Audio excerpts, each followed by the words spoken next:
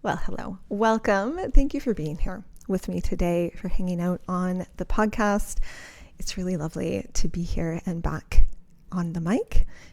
We don't do as many of these podcasts now as I did when I first started, because a lot of the topics and things I've talked about, I've already talked about. But sometimes there are things that come up and I think, yeah, this would make a really solid episode. And one of the biggest things that I have been doing inside the business right now is optimizing, looking back at what I have done, because I've done a lot. I've done a lot since bringing my world online during the pandemic, and I have been so grateful to work with so many students. So now I'm at the point where it's like, okay, it doesn't always have to be more, it doesn't always have to be new. Now I need to start thinking about what have I done and what is still useful and how can I get better at what I'm doing. And the thing that I love about the fact that you're here and you're listening, or if you're here with me on YouTube and you're watching, is that you want to get better at your photography. It's something that's important to you. I think that many of us are lifelong learners, and it's really fun. Isn't it fun? It's fun. So right now is July in Nova Scotia, and I love July. July is my husband's birthday month. Yes, we get a whole month for celebrating. But it's also the time when my garden is just going crazy. If you were to look at my camera feed on my phone, you would see that it is mostly just plants, and more plants. I leave the night photography for a good camera. We have a lot of fun things going on with the kids. They're in different camps. We have a little bit of travel, but not a lot, because really I like to be home. I like to be home and taking care of my plants in my greenhouse and all of these things. And that's where we're at here. I'm just feeling very grateful to be able to do these things and have a little bit of that extra time and space in the summer, and get to give the kids some of that, some of that 80s childhood that I had. Not all of it. It's not, they're not drinking from hoses and running rampant all day long, but they get little bits and pieces of it. Okay. Today's episode, let's get into the meat or the tofu of today's episode. And this has been rattling around in my head for a little while. So I'm excited to sit down and talk through my ideas and my thoughts here with you on it. As many of you know who are here and listening, and if you don't, then now you will. And inside my program, so I have my two main programs that I do, Milky Way Magic, and that teaches about the photography side of Milky Way photography, so the actual craft of going out and creating the image. And then I have Milky Way Editing Mastery, and that is all about the editing side, so learning about Photoshop, learning about Lightroom, Adobe Camera Raw, maybe it's PT GUI, maybe it is different programs that are out there, LR Timelapse, etc. Inside those programs, they're run as, here's the knowledge base. And so the course itself has pre-record content, and then there is text content, PDFs, visuals, all those kinds of things. But one of the things that's super important to me is being able to answer people's questions and doing it in a way where I can actually give my full attention to that. So we do live Q&As. In Milky Way Magic, we do live Q&As monthly inside of the actual Milky Way season. So we generally are running them anywhere from like April, May until September, October. And then in Milky Way Editing Mastery, we have 8 Q&As that run over the off season, quote unquote, off season. Okay, so I've been doing these Q&A calls in this format for years now. So this will be the 7th year running. And I do them monthly inside Milky Way Magic. Sometimes I do more than one. And students will send in their questions. When a student comes into Milky Way Magic, they're in it forever. So we have students who are brand new, and we have students who have been out infographing the Milky Way for many, many years now. The questions range across the board. I pulled in and created an infographic for the categories of questions and what were the questions that were coming up the most. And that was really interesting, which is something maybe we can get into later. But it's across the board, right? So we have questions about gear, we have questions about editing, about planning, everything. And so as part of the work that I'm doing to be a better educator, especially in this world of AI. And information is at everyone's fingertips, but are we actually learning? As part of that, I went back through the transcripts. So I pulled out my transcripts and I went back through them, and it's hard sometimes to read through and watch through my own voice, especially with the ums and the tangents and the things that I do. But I went through the Q&A calls, and so 7 years of them. It was easily over 1 million words, thousands of questions, and so many interesting things came up. Yes, I found the bits that I thought I was going to find. So questions about ISO and tripods, star trailing, light pollution, what lens to buy, is my lens okay, filters, all of those things were there. And I know that because I've been talking about those things for years with people. But the thing that came across as really interesting to me was that there was started to be a pattern underneath. So when I looked back through, we keep a record of all the questions that people are sending in. We look back through that, there is a pattern to how a lot of the questions were sent in. It's kind of like, when you say a word too many times and then it just doesn't sound like a word anymore, or you're like the, THE, of course it's THE, but then at a certain point it no longer seems like that is related to the word the. It was kind of like that, but in reverse, if that makes sense. So the more questions I read, they were all different, but the more they started to sound like the same question. Not the same topic, but the same question.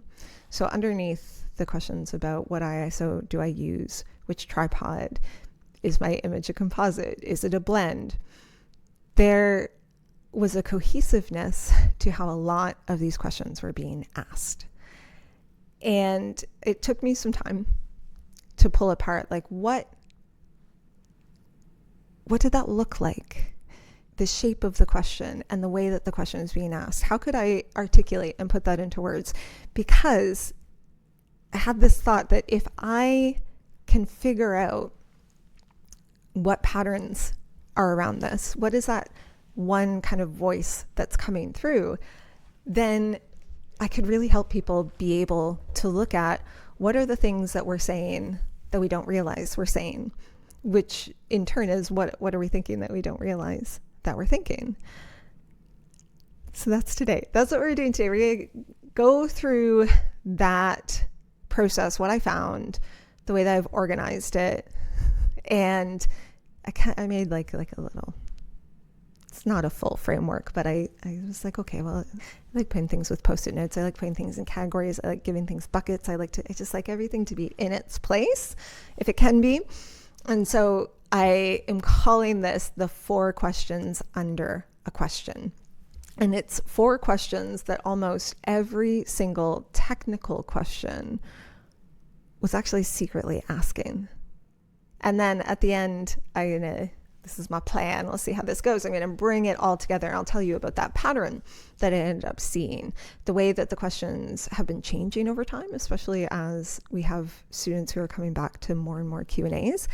And I think the pattern that I saw from that change made me really excited. It made me excited about what happens to people when they come into a program like Milky Way Magic, or another program where you are supported in your creativity and what it is that you're making in taking that time for yourself, and how I saw things shift and change.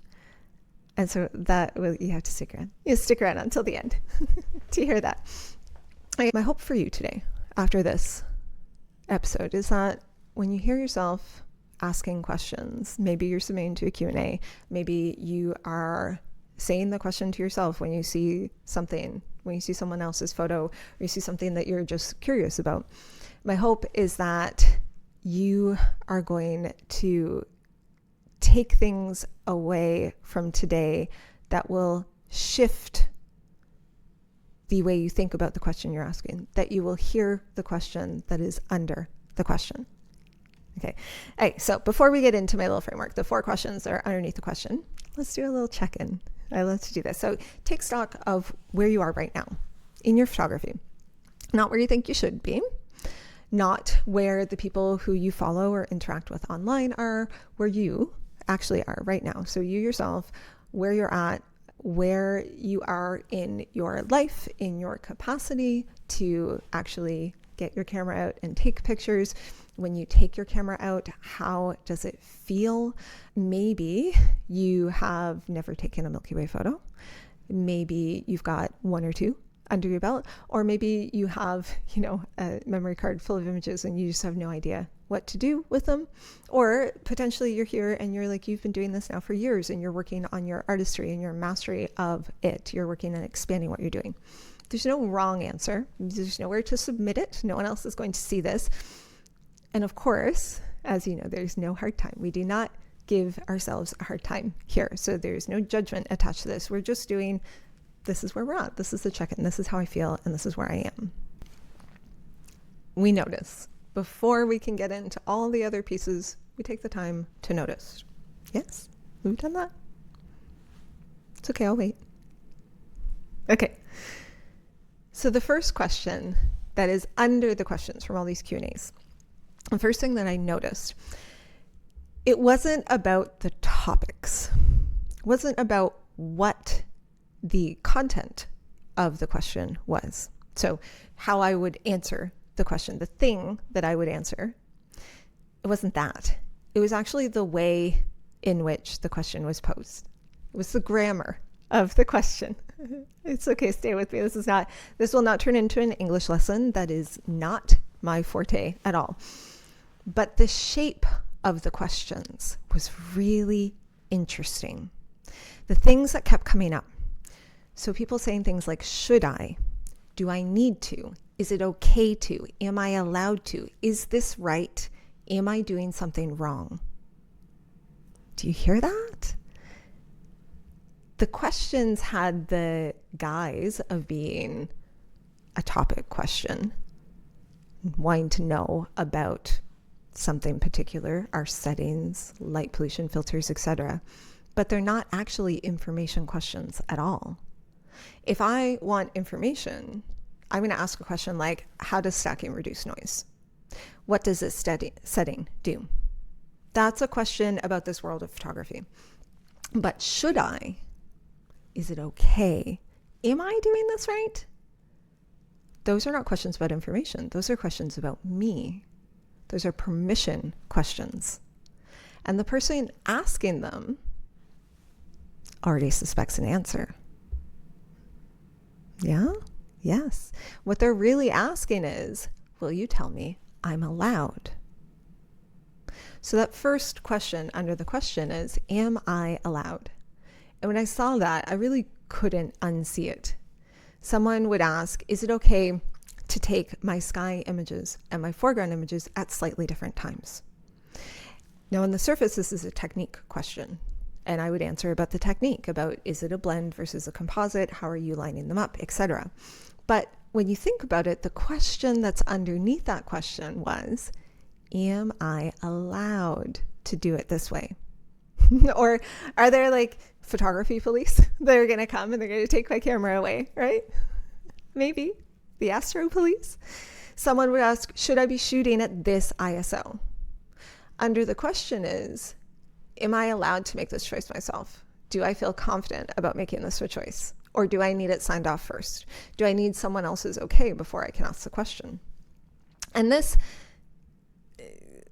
got me a little bit in my feels when I was reading through, because many of the questions started with an apology. Sorry if this is a dumb question. This is probably a newbie question. I'm sure everyone else knows this, but... And so what is this? This is asking permission to ask permission. This is standing at the door of our creative life and knocking on that door and waiting for someone to be like, yeah, no, it's okay, you can come in. Asking for that permission to even get started. And let's be really clear here. So I feel maybe one or two people who are listening to this are just like getting tensing up a little bit at what I'm saying. I'm not saying this in any way of a criticism. If you have a question like that, and if you've ever asked a question and started it by saying, I'm sorry, or this is a newbie question, etc., we've all done that. We've all done it. There's nothing wrong with it. Asking that permission, it's what people who are being conscientious, who are being thoughtful, it's what they do. People asking those questions, they're the people who are the most dedicated learners that I have the privilege of teaching. And this instinct comes from a really good place. It does. It's coming from a place of being thoughtful of others. And what a wonderful thing that is to have in this world that we live in right now. Yes, I think so. But what I want you to hear is that photography, creating our images, Milky Way photography, all of that, it doesn't require any permission. It never did. There's no license. There's no gatekeeper.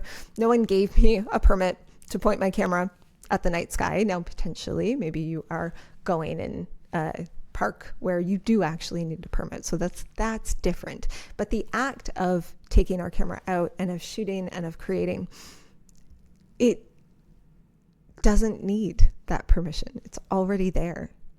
And the sky, it's up there. It's up there every single night. And it is indifferent to whether you feel qualified to photograph it or not. Stars aren't checking any credentials. Well, maybe the clouds are, because the sky's up there every night, but do we get to see it every night? Well, no, probably not. But we're not going to devolve into a tangent about clouds now, are we? But the reason that this is the question, under the question that I'm putting first, is because permission waiting can have a cost. And that cost tends to be time. If we wait until we feel allowed to do something, we don't shoot. We don't go and take the photos. And when we don't shoot, we don't learn. And when we don't learn, we feel even less allowed. It's just the round and round and round. And I've watched people sit inside those loops for seasons, staying in the place that feels safe, that they feel like they're allowed to be. And I see it a lot where people will spend time doing things like researching, learning theory, asking questions, instead of actually getting out and shooting. Because doing all of those things feels like progress. And don't feel like you need to be qualified in order to do it. So here is what I want to offer, my kind of thoughts on this first revelation that I had. I want you to try this. The next time that you catch yourself and you're asking a should I question, and you will catch yourself now, this is how it works.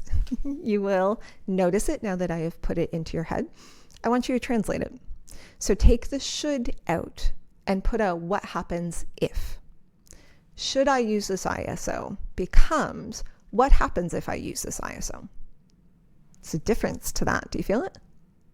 The should question is you asking an authority. The what if question is you are asking the world. And the world, unlike an authority, always answers. Now, I should hope that in my Q&As, I am coming across not as this is me, the authority who has the only answer, but that I am taking these questions and giving the world answers and giving you the answers that will be helpful moving forward. But one of the tenets that I live my life on is if we want better answers, we need to ask better questions. So one of my mentors would often say your quality of life is from the quality of questions that you ask. So to get our better answers, we start to ask better questions. And questions are really important because I've now been teaching, it's 20 years when I started teaching. 2006 was the first time I walked into a classroom as an instructor at NASCAD University. Terrified young thing I was. And in all of those years, no one has ever just been ready to go out and then they start. No, it's the other way around. We're not ready before we do things. We begin and we make mistakes. And in the act of doing, this is where the learning happens. And this is where then we get into these questions that are the what happens if, where we start to get these ideas about, well, I tried and I did this thing and it didn't work. So now what happens if I do this? And these are the questions.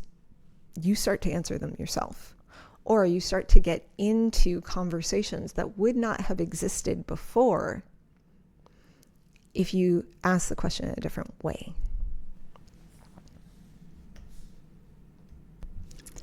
Question number 2, this sneaky little one. This one's definitely wearing a disguise. It's like it's Halloween every day for this one. The second question under the question, is it me or is it my gear? Surface level, gear questions look like the most technical, practical left brain out of the whole pile that come in. What lens should I buy? Is my camera good enough for this? Do I need a full frame sensor? Hundreds of these questions, hundreds and hundreds. And some of them genuinely just practical questions. And practical questions get practical answers, which I give. And I keep giving them. I love talking about gear. Lets me have the dopamine of buying something without actually having the issues with my financial advisor of the buying of things. But going back through and seeing hundreds of them in a row, there was this really interesting shape that started to show up. And it was this. So someone goes out, they shoot, they come home, they pull up their images on screen. And their images don't look like the images that they've seen. So maybe they've seen inside our Milky Way Magic Facebook group, maybe they've seen in other Facebook groups, on Instagram, social media, etc. There's a gap. Right? Yeah, I think we know the gap. That gap doesn't feel good. It's the gap of, I did this and I see this that exists. And then this is the bit that I want us to just slow down on. I'm not great at slowing down on, but I'll try. It's in that moment of disappointment almost that can come up that a question forms. The question that often happens is about, do I need X? Do I need a better camera? Do I need a better lens? Do I need this software? Do I need that? What did I just do? In the space of just one question, one breath, my photos aren't what I hoped for because my equipment must be lacking, right? And I get this. I know why our brains do this, because the alternative explanation that's saying right next to it is, I must be lacking. I don't pick that up. I'm going to leave that over there in the corner. I don't need to go there, right? No one wants to. We don't want to go there. It is much easier for our brain to be like, well, I didn't get this thing that I want, so do I need different gear? So we think about, what is the equipment? What is the thing? I can buy my way out of this problem, right? But unfortunately, there's no just buying, I'm not good enough for this. I'm the problem. I'm not saying that we are actually a problem. However, a lot of these equipment questions end up being that kind of question masquerading around as an equipment question. It often comes down to a self-worth question. It's not, is my camera good enough? It's, am I good enough?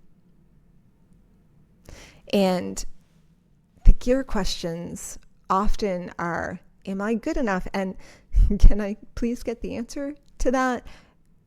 And have the answer be yes, without having to risk actually facing that uncomfortable question head on.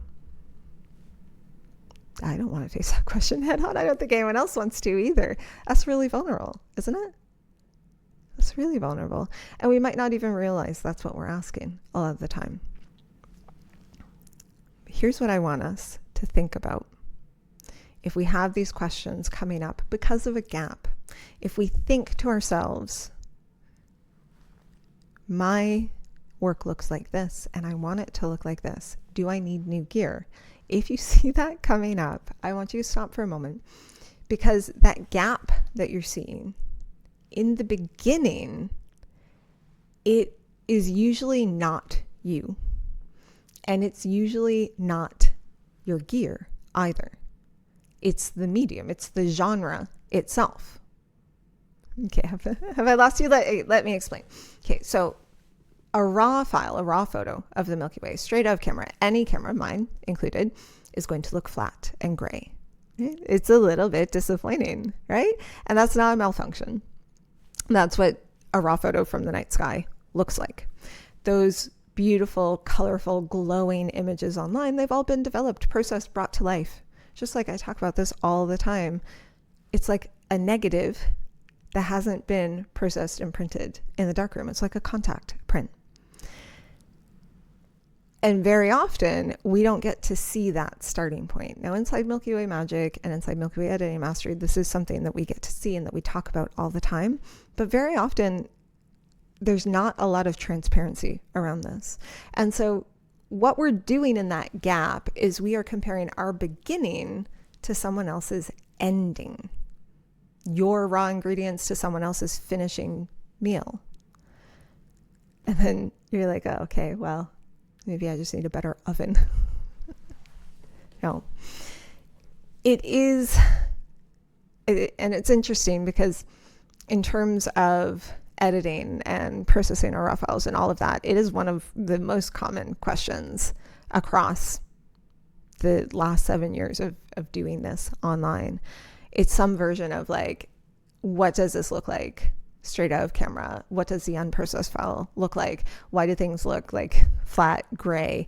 And I really love that question, because when we get to that point of asking about what does it look like? What does the unprocessed file look like? What do your source files look like? When people are at that point, they're at the point of like letting themselves off the hook here, where they now are starting to realize that gap is not about them, and it's not about their gear. It's about, there was never a problem there anyways. It was just about, this is what it looks like. And when we're starting and when we're learning, this is what it looks like. And now we're learning more, and we can start to see how we get to that end result, to that ending, to that finished project, to that beautiful meal on the table. Am I hungry? I haven't had lunch yet today. That might be part of it. So my question for you, your homework for question 2, the next time you start to feel that gap open up between your images and someone else's, and when you start to think like, do I need better gear? Do I need this instead? I want you to ask yourself a question first. I want you to say, am I comparing apples to apples? Or am I comparing an apple that I just picked off the tree to an apple souffle that is being plated in a beautiful restaurant? That gap is just skill and practice, and that is learnable. You can learn all of it. And so often what happens with people asking questions about gear, we're looking at, there must be some reason why. And that reason can't, not that it can't, but maybe we don't want to look at myself being the reason. So the reason must be gear. When instead the shift is, often it's not the gear. Sometimes it is. And obviously we get into those questions all the time. But often that gap that's making us think about, I need new gear, it's something that is learnable. It's absolutely something that is learnable with practice and with knowledge and with actually just doing. Oh, are we getting, is there a little bit of a sub thread coming through this episode? The action of doing things is going to get us so much closer to what we want than taking out our credit card and spending more money. I do also love to buy new gear and to get new things. You know, I worked in professional camera retail. I have bought lots of gear. My students call me Christine the Enabler. I love gear. I do. I also think that very often when we have these questions about gear, it is an easier question to ask than instead recognizing maybe there is a gap. Maybe I don't want there to be. Maybe I want there to be an easy answer to it. But instead, the answer is probably just getting out and taking more action and practicing more, and potentially articulating what that gap is, what the reason is that you think you need more gear. If you could come up with this, instead of asking, do I need a better camera? If you could come up with, I am getting this result, but I want this one. Is it the gear? Is it the camera? That question is going to serve you so much better than, should I buy this? Huh? Yes. Okay. Halfway there. Let's move on to question number 3, shall we? This one goes a little bit different. We're going to take a different side road right now. Yes. This is not really about photography, but it is about our experience as Milky Way photographers. It's about being a human being standing outside alone in the dark. And question number 3 under our question is, can I trust what I'm seeing? Okay, let's set the scene, shall we? If you've done this before, you'll feel this. You'll feel this in your body. So we've been out all night, got up, drove to our location. It's 1 a.m. So we're standing in the dark, and maybe it's a field, maybe it's a shoreline, maybe it's at the end of just some little dirt road, and it's completely dark, and your eyes can't see anything in front of you. Not really properly, because our eyes just are not meant to see at night in the same way we see during the day. So you take a photo and you wait. Maybe it's 20 seconds, 25 seconds. During the day, we just press the shutter and then bam, the image is there immediately, right? The answer appears instantly. The question of, did my settings work? Did this work? It's right there. But at night when we're out shooting, we press that shutter. And maybe we've already taken our high ISO test shots, as I like to talk about. They're like Frank's Red Hot sauce. We put that on everything. But at night, we're taking these longer exposures. And so we're standing there and we're waiting. And then the image comes up on this little tiny screen on the back of our camera, the LCD screen, the liquid crystal display, or like I like to say, the lying crystal display, because our LCD is so bright. Even if you turn the illumination down on it, the luminance down, it is so bright. And everything is going to look bright and beautiful, and it's small. And so if something is out of focus or blurry, you're not going to tell. Everything's just going to look great. Then you get home and it's a completely different story. So we're out there at night. It feels almost like we can't fully trust our eyes. We can't trust our screen and the feedback and actually getting the thing to look at that doesn't actually tell us exactly what we're seeing and what we're eventually going to get. It takes time, right?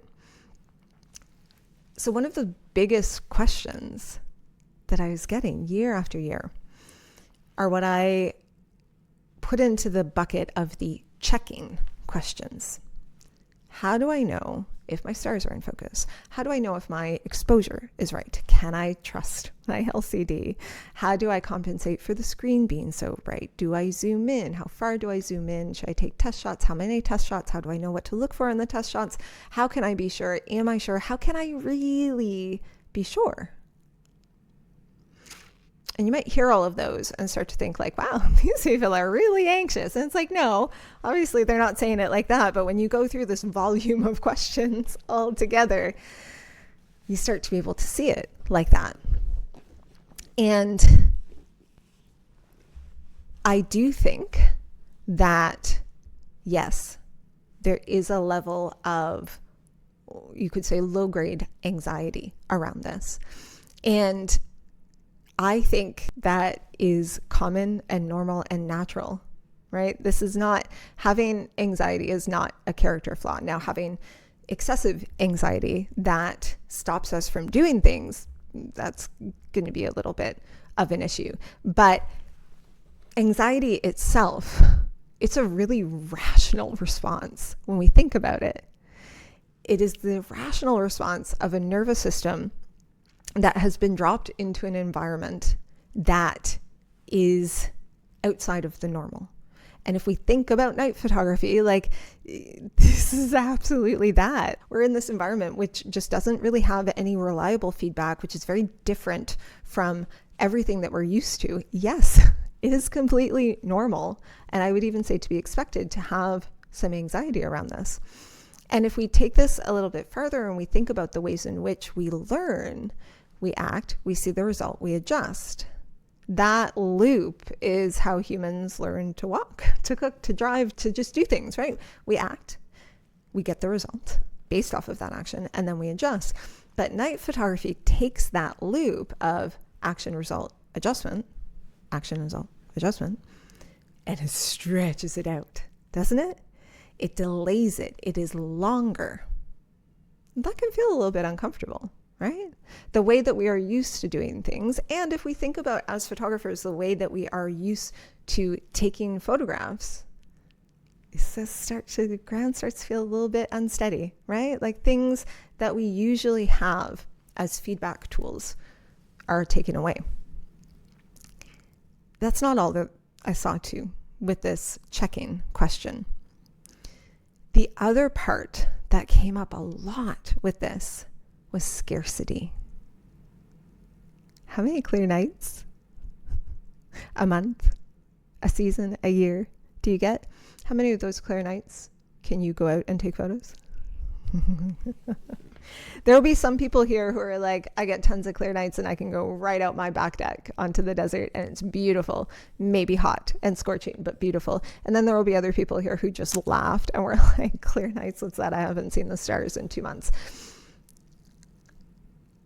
Scarcity is a really big part of this, because it's not just that the feedback that we're getting is not how we're used to learning.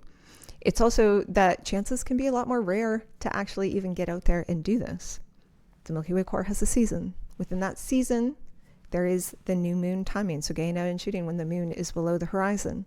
Then within that window, we need to have clear skies. Then within that window, we need to physically be able to get to the place with the clear skies and sleep at some point, because we also need to take care of our bodies, right? Some months, you might get one night only. One.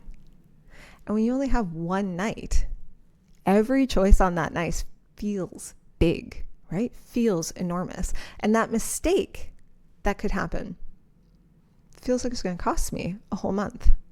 So we check, we double check, we triple check. And sometimes we get so wrapped up in all of the checking that we barely shoot at all. And I know this because you've told me. My students have told me this. And sometimes the pressure of like just that one good night is really heavy. And it feels like, it almost feels like a barrier to getting out. It's easier not to go out than it is to go out and waste the night and feel disappointed. Okay, so that's a positive thought to end on, and we're done. No. So what do we do with this one? Okay, 2 things. No one would ask me this, but this is the best metaphor I've got, right? So come with me. Learning night photography is like learning to walk through your own house with the lights off. The first time you're shuffling around, right? Your hands are out in front of you. You hit your shin on the coffee table. It's slow. It's a little bit scary. I know there's a drop into my living room, but where quite is that drop at? It just is a little, right? Like you live there, but this feels just a little bit different. It's our house. We live in it, and we have no ability to have lights on in it anymore. So we need to figure this out. Right? Okay. So after enough times, enough dark trips going through these rooms, something starts to shift. Our body starts to know where things are. Things are getting out of our working memory and they are going into our long-term memory. And you start to develop a feel that doesn't need the lights on. You can get around your house in the dark. Night photography is just like that. The reason that we don't trust what we're seeing, why we're checking, It's not because we're bad at this. It's just that we haven't walked through our house in the dark enough times yet. The trust is there. It's not something you have. It's something that you build over time, trip by trip, shin bruise by shin bruise, maybe also shin bruises in actual night photography, not just my weird metaphor of walking around the house in the dark. And when we get into the comparison, right, which often so much of this comes back to comparison or to looking at something else and to that gap that we talked about before, the photographers that we see, that we admire, the ones who seem like calm, certain, confident, right? It's not that they're more calm than you. It's not that they're braver than you. It's just that they have hit their shin on the coffee table so many more times than you have. They've practiced, they've got out, they've done it more. That's it. That's the secret. That's the whole of it. And the second part of this, when we think about these wasted nights, because I have heard it enough times with people being really hard on themselves. Like someone who went out and they started and they took their test photos, and then they went and took a longer photo, and then they left all of their photos at the higher ISO, and all of their photos are super grainy and blown out. Or the person who got their focus in and then they must have knocked it at some point and they didn't recheck it for the rest of the night, and every single image is slightly out of focus. And people are just so hard on themselves. So hard on themselves. Like, I wasted this night. I wasted this opportunity. I want to reframe that. Because when you come home and you don't have the results that you wanted, you have a card full of soft, blurry, poorly exposed frames, it's not a wasted night. No, this is the tuition. This is the cost of learning. Everybody pays it. Every single person is going to pay that same learning cost. Different ways, different mistakes, different things that we're like, oh, I wish. But every single time you do something, and this, I say this to my students all the time, that mistake that you made, that wasted night, it is not wasted if you learned something, if you take that with you going forward. I remember one particular night, and I was going with two of my students who are also friends who live near me to go out for a shoot on the beach. And it was a fair drive away to a really nice Bortle 2 area. And we get there, one photographer pulls up and he opens up the trunk of his car, and there is no camera bag in the car. Nope, no bag. He lives in a place where his car is parked outside and he can't leave his camera bag in his car because it's not safe. Lots of money in that bag, and a nice easy target for people who might want to steal it. So he always brings his bag inside. And this particular night, it was the get up at 2 a.m. and drive for an hour and a half kind of night. And he did that, and we got there and there's no bag there. Has that ever happened to him again? No, it has not. It is not. So we will learn all of these things, all of this checking. As we practice more, it will come. And we just need to trust that it will. And be okay. This is a hard one. Be okay with being in the learning. Be okay with being in the, I do need to check things. I do need to think about things. I do need to be in that, what we often call the messy middle. And I have to be okay with being in there and with making mistakes, and know that every time I do it, it gets me that much further along. And the biggest thing that I always say is, we look back at where we were a month ago, 2 months ago, 6 months ago, a year, 2 years, and start to see that progression. And that's the thing that often helps me be able to keep moving forward when I'm just like, oh, I suck at this. Because yes, I say that all the time. Maybe not about Milky Way photography, but I, for a while, definitely did too. Shall we get to the fourth question? Okay, so this is the fourth question that I heard come up again and again under the bigger question. And it was, is it real? Is what I'm making real? This shows up in the questions about composites and blends.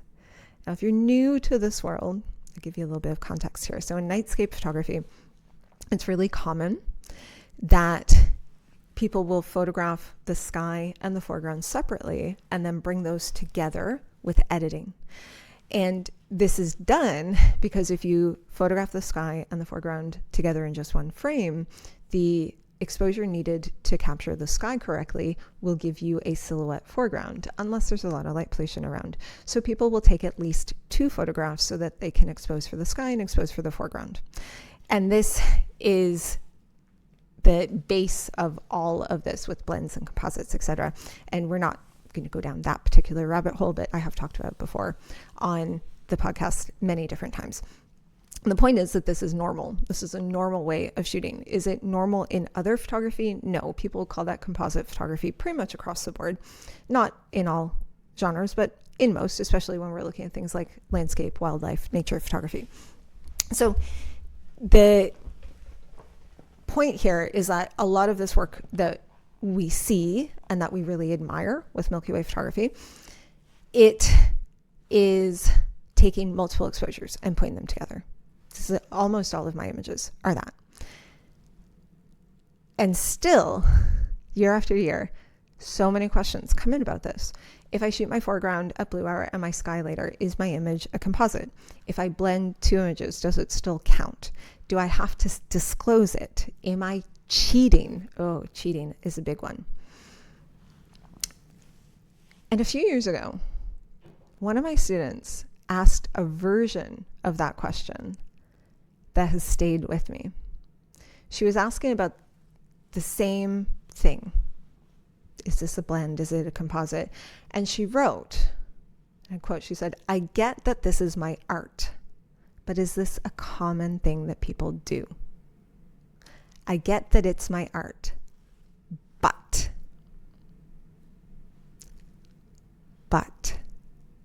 sit with that.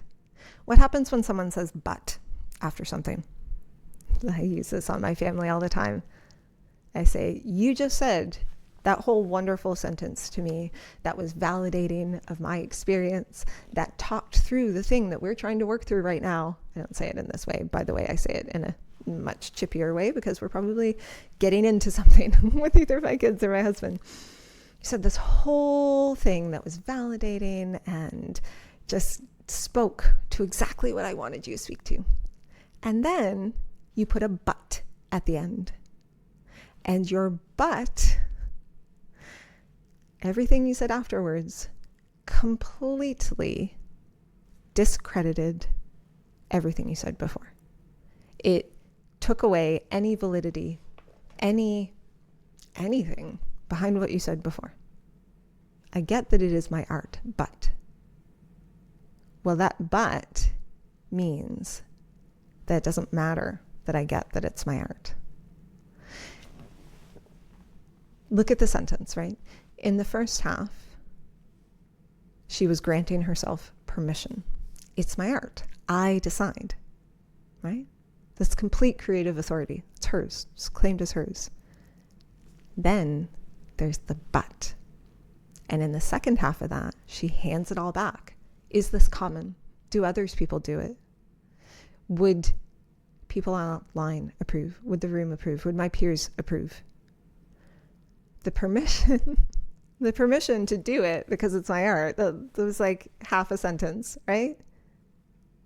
There's a judgment in that sentence. There's not a full belief in that actual permission. And it's almost like she built a courtroom about it, right? She put the judge in the chair and then asked me, like, what does the judge think about this? Is this okay? And I get that because I know the judge. I know who that judge is. I've met that particular judge. I've met her 1,000 times online. It's the voice of a particular and vocal corner of the photography world. If you spend any time online, if you spend any time in the astrophotography spaces on the internet, you're going to know what I mean here. And this is that voice that says things like real photographers get it in one shot.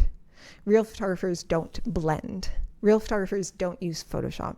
They say that's photoshopped in a way that's like bad? Yeah, it's photoshopped. Of course it is. You wouldn't say that's dark-roomed. Yeah, of course it is. That's the process. That's what I do. It's like that, like gatekeepy or like elitist or like pixel police voice.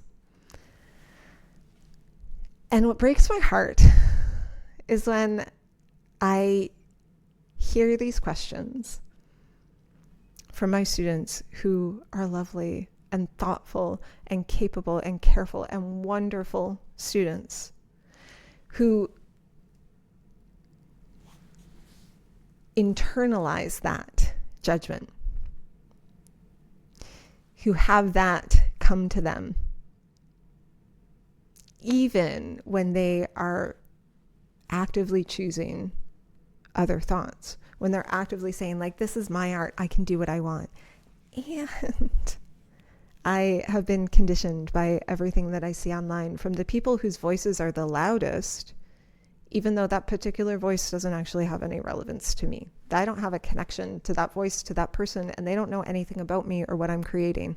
But those voices are the loudest, and they are there, and they are pervasive.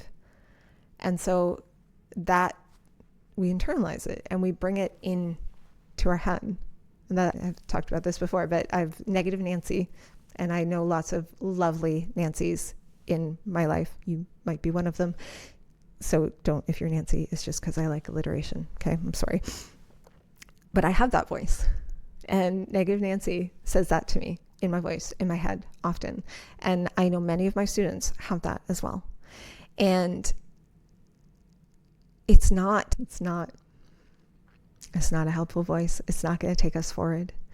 Photography is not a record of reality. It is an interpretation. And I heard the other day someone said, I'm not going to say I'll die on that hill anymore. I'll die on that hill. But also what they said instead, they said, I will tend that garden forever. And I will tend the garden of the fact that photography is not a record of reality. Photography is an art form. And our medium just happens to use the reflected photons of the reality that we exist in as the direct material and medium for our art. But it is not purely objective reality. It's not. The photographs that you see hanging up in museums, I talk about Ansel Adams all the time. You see a contact sheet of his work, and then you see one of the gorgeous prints that Ansel Adams had produced. You know how much work was done in that dark room? The dodging, the burning, all of the things. And to quote Ansel Adams, he said, you don't take a photograph, you make it. We make it. We don't capture it, you don't record it, don't verify it with a committee. We make it, and the making is the art. And the art is the making. And when we photograph the night sky, like what are we claiming to document? Our camera, it's doing a 25-second exposure, 30-second exposure, 2-minute, 4-minute exposure. It's already seeing the sky in a way that we cannot perceive with our human eye. We can't. That single frame, even for the people who are the purists on that single, I only take single shots and I don't edit them. It's already a translation, isn't it? So there's not a question of, is it a translation or is there no translation? The question, is the translation mine? Does the image say what I want the image to say? Is it what it felt like to stand there? To me, that is the standard. That's the thing that matters. So when the question comes in, it is a real question. It's absolutely real. And my answer, the answer I hope that comes across, is that if you stood under that sky, if you felt something, if you made 10,000 small choices to carry that feeling into an image, then it's real. It's real in the way that art is real and has always been real. The realness of the photograph, it doesn't live in how many frames it took. It doesn't live in the validity that someone else sees as something like a scientific record of a photograph. It lives in what's true to your experience and what you meant and what you want people to feel. A single frame that means absolutely nothing to the maker, that's just a click, is emptier than 12 images that were taken at different places and different times and put together and made with intention and care and love. Meaning is what this all comes down to. And I have to say that this has come up in the conversations. I've gotten to have these conversations, which I love. I do. I just get to geek out on these things with you, which is so fun. And I think I'm going a little bit longer on this episode. I just looked at the time and noticed that we're almost an hour at this point. But the questions that come in is when we're asking these types of things like, is this common? Is this me? Like this, can I create this image? Is it the composite? Is it the blend? Is it okay? Like all of that. These questions that come in, I have often a similar type of answers to what I just gave you here. But what I love is that when we're on these calls, because it's not just me, we have students in the comments who are immediately coming into the chat and they are supporting. And they, before like I can even get my answer out, they're in there in the chat and they are supporting the other person. And they are saying like, who cares? But in the loveliest way, right? Like who cares what anyone else thinks? This is, you get to do exactly what you want to create. And that maybe brings us back full circle, doesn't it? To that permission, right?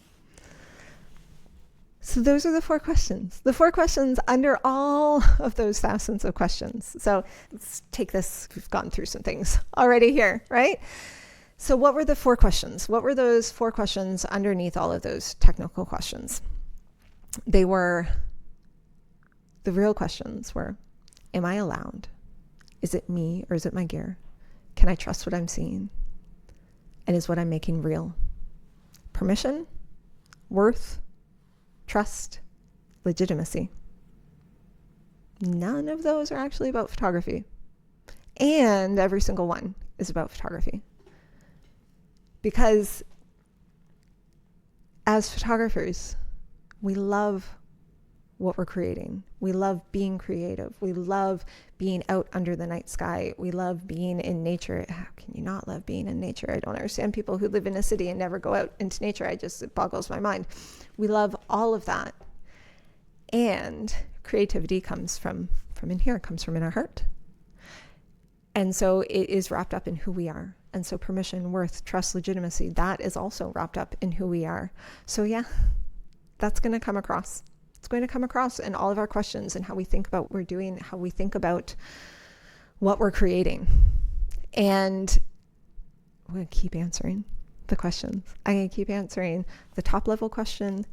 And I hope, and this is where part of the work that I'm doing as someone who is a mentor and someone who is answering these questions, is being put in that position of authority, of the figurehead, etc., is that I can get to those questions underneath and that I can answer those too, or I can show those questions and reflect them back, because very often we don't even see that question when we're asking it. And a lot of these things I didn't see until I started looking at the volume. And that's when that pattern started to emerge. And when we started, I said that I noticed the ways that questions were shifting and changing through the years. And what I noticed is that the early transcripts, a lot of the questions were setting based, operating, which button, which mode, which lens. But then they started to shift. So they started to get more about the craft of photography, like organizing the files, planning my shoots, dealing with all my unedited photos. So the machine's kind of been tamed, and now we're starting to like wrestle with the workflow. And then most recently, where now I'm starting to get students who have been with me for multiple years, the questions are starting to go into things like developing style. What do I want this image to say? How do I know an image is finished? And the questions stop being about the camera and they start being about the artist. And this is what I get to see with bringing people through and with having people in my programs and coming back year after year after year, is that we start with the camera, then we go with the workflow, and then we get into the artistry. And that is that's with anything, with any hobby, with anything that we learn. As we go through it, we go from that beginner, that novice, and we go through these levels of mastery. The thing that I want to bring back here after all of this is that no matter where we're at, no matter the questions we're asking, no matter how we feel about ourselves, about our creativity, the permission asking just never really fully goes away. Even in, I look at the transcripts from this year, so from 2026, people are still asking, like, am I allowed? Is this okay? But the things that people are asking permission for, they start to change. When they're new, they start to ask things about, like, how do I do this? What is the permission to take the photo, to press the shutter, to get out there? Then they shift to the permission to create something different, to edit something different. And then it shifts to the permission to call themselves artists. And it's really interesting because the question is the same, but it's almost like the trail that they're going on keeps getting higher up the mountain. The door is the next one up. The goal, even if we don't realize it, because often we don't look back in the same way that we look forward, the goal starts to shift. The goalpost gets farther and farther. And all of a sudden, we're asking questions and asking for permission to do things that the me of a year ago, 2 years ago, 4 years ago could have never believed that we were there. So if you're at that point, whichever point you're at, remember we went back earlier and we thought, where am I at in my photography? I wonder, what is that next goal? What is the thing that you are asking permission to do, to be, to step into, to learn, to create? And if we took the time earlier to think about where we're at, now we can start to think about, how does it feel to be there and to be in that feeling, and to allow ourselves to be in that feeling, to catch these questions that are coming up. Where are those questions coming from? How does it feel? How does it feel if I try and figure out what is the question underneath that question? And if I'm in that feeling and I allow myself to be there and to move forward, what does that mean? Where does that take me? It lets me climb. It lets me get to that next trail. It lets me go up higher. It lets me knock on that next door. I think that's what they call growth. I don't know though. I don't think I'm the best person to give that particular judgment or answer. I think though that the fact that we're here, that we're learning, that you've hung out with me for over an hour, thinking just about questions, how nerdy and wonderful is that? I think the fact that we are here means that we are open to asking better questions, that we are open to think a little bit more about what's behind what we're asking, and that we are on that journey of getting better at something that we care about something that's important to us. And that's what Milky Way photography is for many people who are here and who are hanging out. So this is not the spot that I thought I would get at. I thought I would just get some really cool like content ideas for like things that would be useful, like short YouTube clips that I could make. And instead I got in there and I said, oh gosh, this is human being. This is life. This is patterns. This is how we think. This is who we feel, how we feel, who we feel we are. It's all of that wrapped up into it. And that was absolutely delightful for me to get to reflect back on myself as well, because in going through and seeing what so many of my students are experiencing and how they are bringing their life experience to the things that they're learning. And so with me, that's Milky Way photography.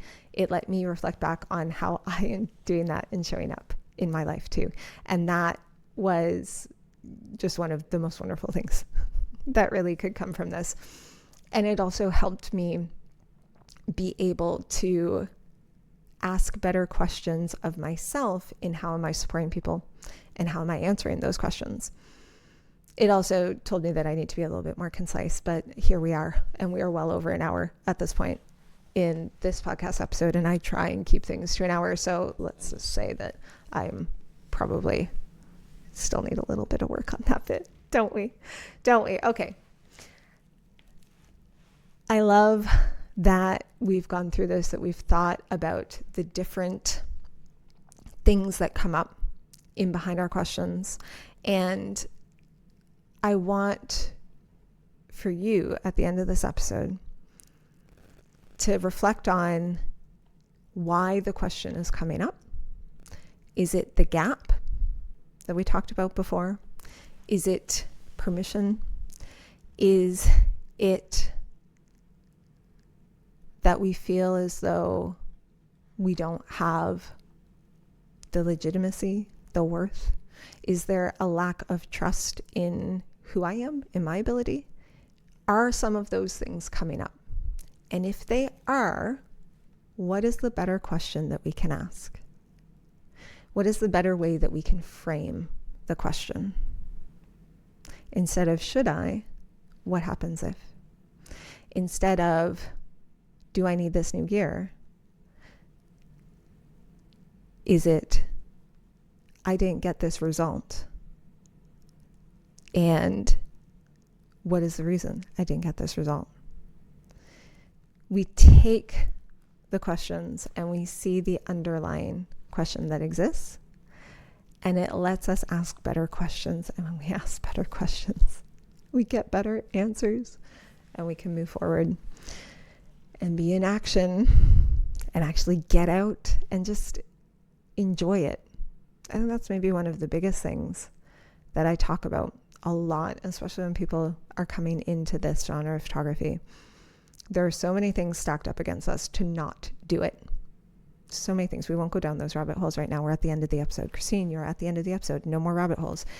But because there are so many of these things stacked up against it, how do we get ourselves out there and get ourselves into action and doing it? Because I know from firsthand experience, I know from the thousands of questions, from the hours and hours, from the millions of words that I've said on this, that the more that we get into action, the more likely we will keep doing this, and the more benefit we will get from it. The more nights that we will get to stand out under the stars with our camera clicking away. The more times we will get to print a photo and look at it and be like, holy heck fire, I made that. That's what I want us to get to. So how do we get there? We can ask better questions. All right. Thank you. Thanks for coming and hanging out with me. Thanks for geeking out on all of this, for being here, for listening. I love it. I appreciate you being here. It means more than you could possibly know, I think. So I hope that you get a chance to get out under the stars, or at least to just get outside. And if you can get outside at night and just be in that for a little bit, I think that will be absolutely wonderful for you, for your camera, for your mental health, for just all of it. And I look forward to talking to you again and seeing you back here on the podcast.